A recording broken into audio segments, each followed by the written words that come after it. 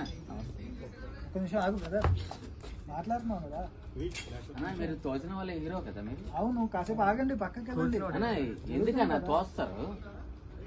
అదే నేను ఇంకా ఒక program NX జరుగుతుంది ఛానల్లో కదా. ఒక మీరు రిపోర్ట్ అలా ఏమీ లేకుండా అలా వచ్చేస్తే ఎలా? మాకంటూ కొన్ని ఉంటాయి కదా. కాదన్నా, ఈ పర్సన్ ఎలా తోస్తాడా? ఈ పర్సన్ ఎలా తోస్తాడా? మామూలుగా మాట్లాడు. తోచిన వాళ్ళ హీరో కదన్నా. అవునవును మీరు వాళ్ళ తమ్ముడే కదా. అవును, అదే నేను చిన్న రిక్వెస్ట్ అన్నా. అది మీరు అర్థం చేసుకోవాలన్నా. అవునన్నా, కామన్ సెన్స్ ప్రోగ్రామ్ మీకు జరుగుతుంది, అస్సలు మీరు అలా వచ్చేస్తే ఎలా? కాదన్నా, ఇంకా డిస్టర్బ్ అవ్వదు మొత్తం. కాదన్నా, మీరు ఇలా తోస్తే అలాగ పద్ధతి కాదు కదా. మీ హీరోని నేను అభిమానంగా వచ్చాను, ఇలా ఇదే పద్ధతి. సరే, అభిమానంగా వచ్చినప్పుడు ఇలా ఉండాలి మనం. అభిమానం కాదన్నా, అందరం కలిసి. సారీ హాయ్ అన్నా. అది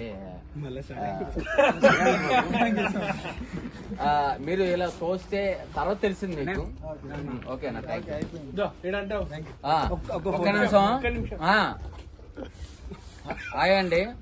1000 వల్ల సినిమా హిట్ అవ్వాలని మనస్ఫూర్తి కొడుతున్నాను. కాకపోతే హీరో అయితే నన్ను తోసేసాడు, సీరియస్ అయ్యాడు. ఇప్పుడు తెలిసిందట. ఆల్ ది బెస్ట్ అన్న, సినిమా హిట్ అవుతుందని మనస్ఫూర్తి కొడతాను. కానీ మీరు కూడా తోసేసారు.